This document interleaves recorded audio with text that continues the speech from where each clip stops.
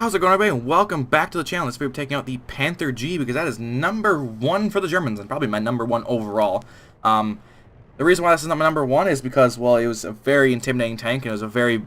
It set the pace for tanks when they first came out, and I think it came on 42 or 41. I actually don't even know. I don't remember. I've been looking too much tank stuff up for French and stuff lately. I can't remember what I used to know and didn't know. Anyways, I love this one because you can see that they had problems with the Panther Gs and stuff, or Panther As and stuff like that with the engines. They were over revving and they were causing fires, so they governed the engines down to a lower RPM, 2,500 rather than 3,000. That solved that problem.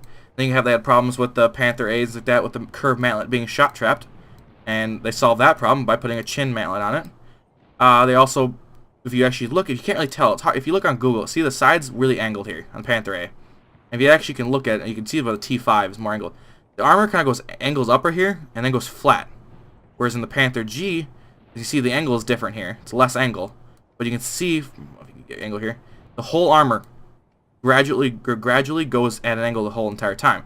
So they did that for one reason. This was easier to produce. You can start producing. Their Panther Gs were faster and easier to make than the Panther A, so they could start producing more per day because they realized that this was actually an effective tank. Their angling was Angling was great. Was a good idea of the armor. They actually had the Panther was, in my opinion, the best tank during World War II, if you base it strictly on innovations that they made. And that being said, with the torsion bar suspension, the tank actually rode really level and actually rode really well. It was very easy to get your gun on point. It had a very, very good and accurate gun. Which also was being the fact that it was a 75, not an 88, which was what everybody, what Hitler wanted. That's why he wanted the Tiger. That's why I think as Rommel or something like that, they came up with the idea with the Panther and pushed this one into production. It's because with the 75 is you still could get the same killing factor, but it had the shells were easier. You could put more in the tank. You could send tanks out for longer. It had better reload rate because the shell was lighter. So that being said, that's why I think this is the best tank of World War II. I honestly, personally, don't deep outside say the Sherman actually was, because of the fact that it did the more. The Sherman being outgunned, out-armored in every way could still take out a Panther if you had multiple. But the Panther was innovative-wise, it was the best probably overall. The only major drawback to the Panther, as everybody knows, is the 1 mile an hour, 1 or 2 mile an hour reverse, and that is, I think it's 2, and the British are 1, which is so bad. But anyways, we'll go over armor here quick. It's 80 millimeters at 55 degrees, so this bounces a lot. Unfortunately, now in Wartime, they did add a lot more tanks that can pen this frontal armor, so therefore it actually is becoming obsolete. But back when I used to play these things a lot, there was only like the IS-2 was the only thing that could pen it. There was no British, so it was this armor was very, very, very, very good. Your lower panel is a weak spot, of course, because it's like 50 at 56 degrees, and your mantlet's a little thin. 100 millimeters, not much to go there, but you gotta shoot in the middle a little more. There's a weird chance of it bouncing if you shoot too high and stuff like that. Your side armor, so you can see this is where you can see the angle of the one gradual slope, and this one is, you can see, has that weird back where it kicks down. Side armor here is 50 millimeters, not bad. It's a little, I think it's 41 back in there. It's 40 at the back of the hull, 45 at the back of the turret.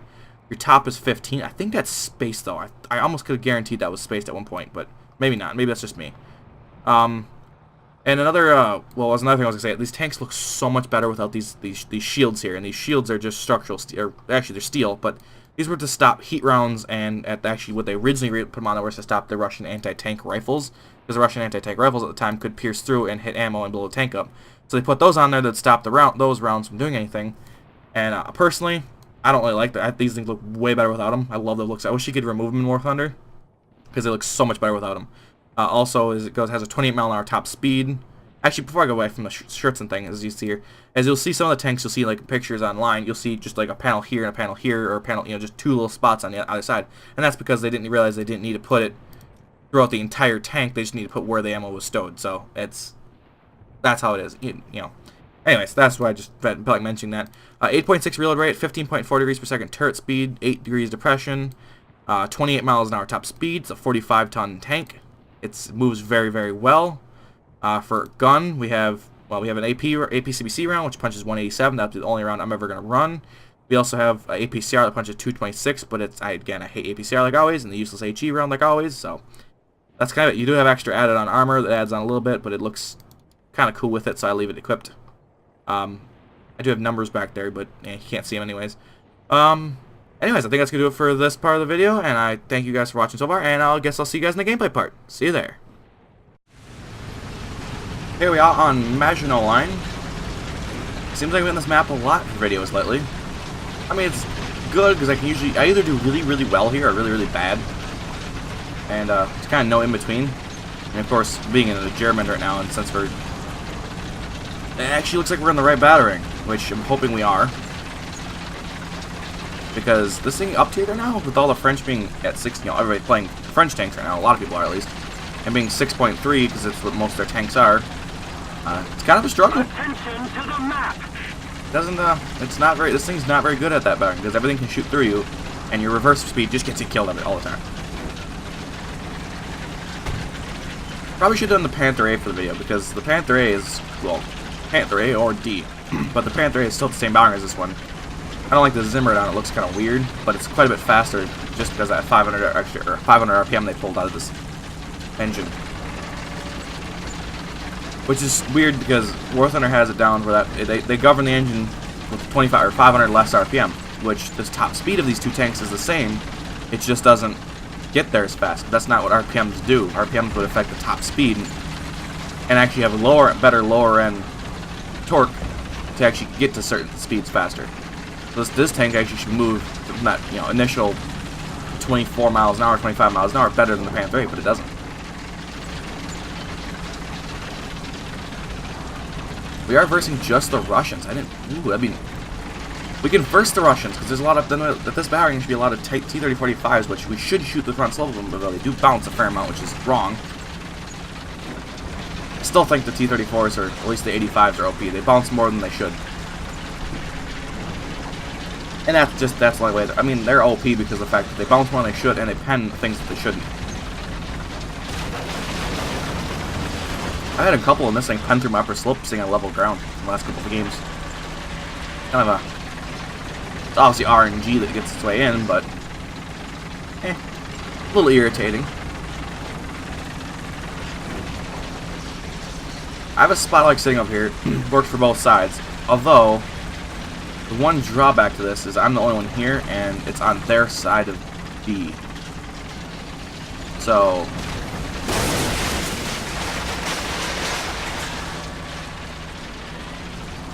and they're on B, because they're here revving to my right. Or left of me. Lefts and rights, who knows? They're...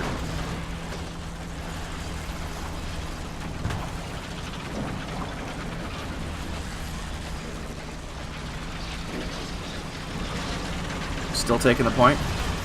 The enemy controls most of the strategic zones.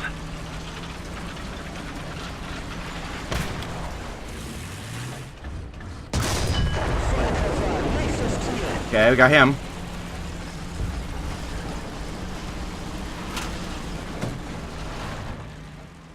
I keep hearing track noises like Russians, but I forget this thing sounds the same. Allied forces have captured a zone. The T-3045 is a bit faster than us. Good to know. Well, I already knew that, but...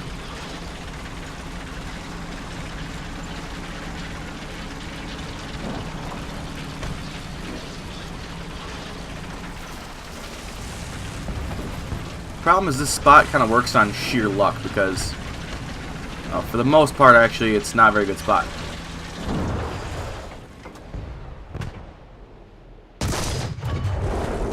I shoot high of that guy? I think I shot high.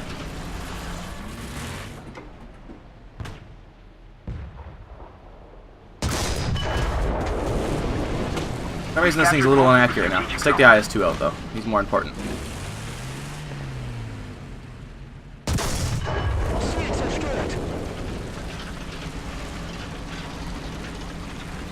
IS-2 down, another tank right here. Commander only is hoping for better fragmentation than that, but I guess not. Our victory is near. Commander again. Oh, he's breached this time. We can rush him now.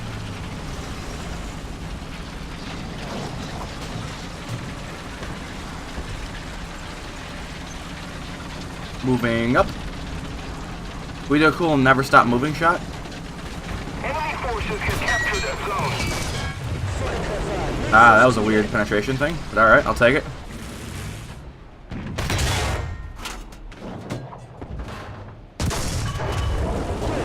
Breached him as well, so let's go rush him. There's people long ranging. SU-152 or something.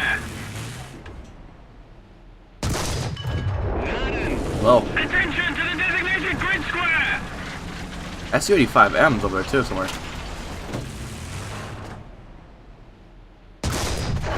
Oh, that came way out the side of my barrel. That was a little odd. We're going to have to go take C at some point, but then again, I'm in no hurry, because, well, we have the other 2 points.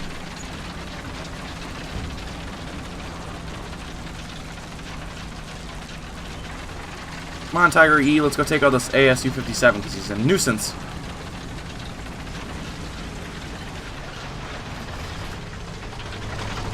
Where'd he go?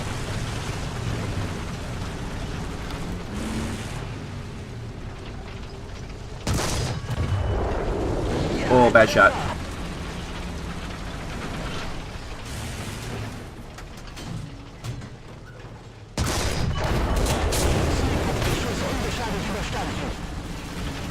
There should have been a penetration on that guy.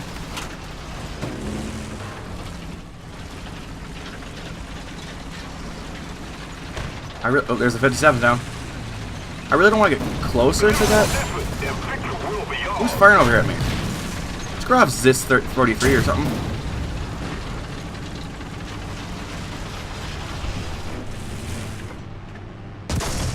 Okay, good. That's. I don't know. Oh, he's breached. He doesn't have parts. Oh, that's sad. He's rushing for a point.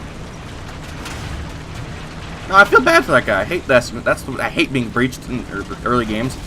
It always bugs me with Warthog why you have to research parts in FP, because like a guy's gonna go to battle without the proper equipment to repair his tank.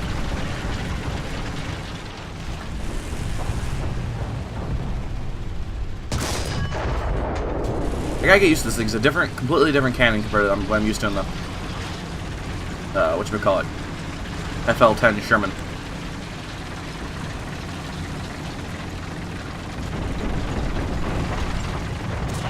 Fire on the move!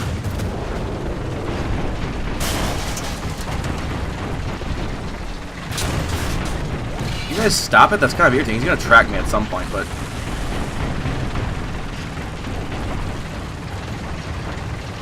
Anybody else behind me? Hey, you took the track guard off. That looks cool now. Attention to the map. Is there really somebody over there?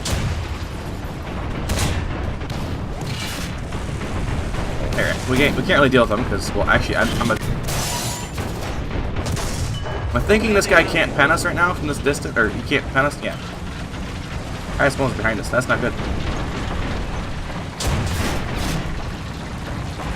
Sometime he's gonna track me eventually, so we gotta make sure we don't get too much speed and stop and pivot back. Because he can pen our sides from point blank.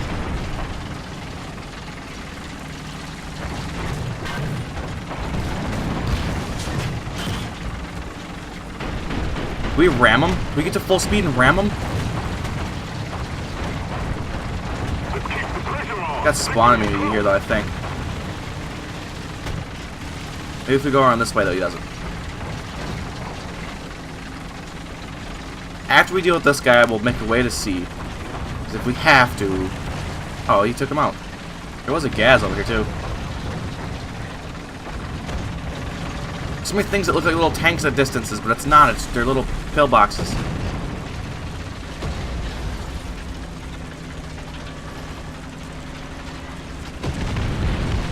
See him there on the run. There's the gas. He's faster than us. We will hunt him down and get him.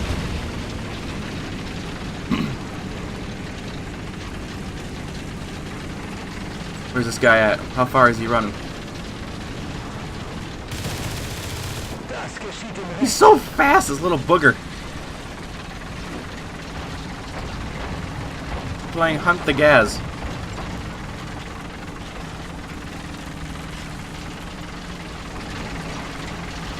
Where are you?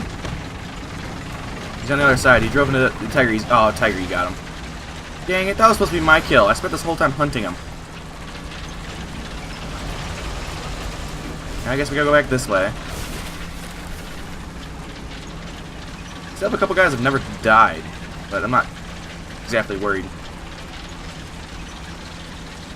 Who activates an order anti-mech on a map like this? There's no... Because don't you need to kill, I guess you don't really need to kill AIs to get anti-mech. Sorry, I just drank a bunch of power Gatorades now, so it's like I'm like on the edge of perfect.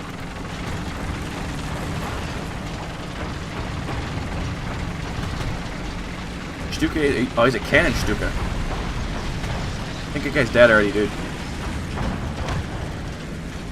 Keep it up and victory will be ours.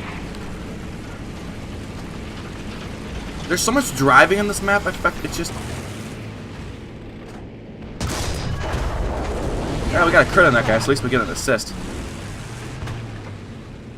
Wanna drive somewhere? Yeah, an assist. Come on, I want one more kill!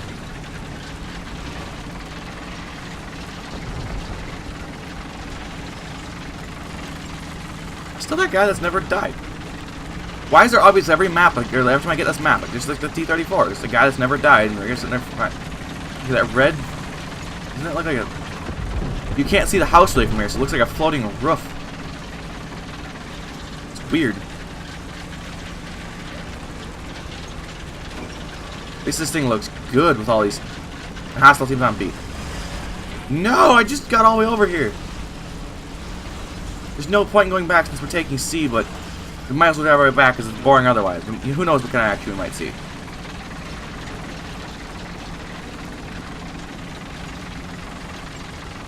Why is it always like that? Every time I get to the opposite end of where it needs to be, this is where people are. When the people actually show up and realize, oh, there's somebody here, hello. It's either be these two guys. One of those two. Let's see who get cap points here. If people closing in though, he might not make it.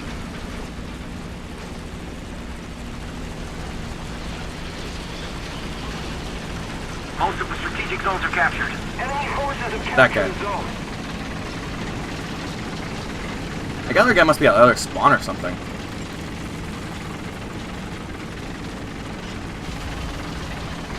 That's not how you fly, Stuka, in case you didn't know. The one thing that bugs me the most about these Panthers in this game is the shirts, and I said that in like the beginning part. But in the Pesci and the Panther G, it sticks out past the hull. Man, is it irritating looking. We're not even gonna get there in time. Look how muddy my tank is, though. How can you not like Panthers, man? I love them. Favorite tank. I don't think it's ever be obtainable to actually get a Panther in real life, though, so I'm gonna stick with the Panther model. My brother's favorite tank is the KV-1 L11, so we're gonna try to make one in real life. Yeah, 3 inches of steel, 3-inch thick steel is gonna be expensive. Alright. Thank you guys so much for watching. I hope you enjoyed this video. I kind of did. It's kind of fun driving around. Yeah, seems like that's what we do on Maj, you know. But thank you so much for watching. I hope you have enjoyed the video. If you did, please hit that like button. If you also don't want to miss any up-and-coming videos, hit that subscribe button and the bell notification button. And I'll see you guys next time. Bye.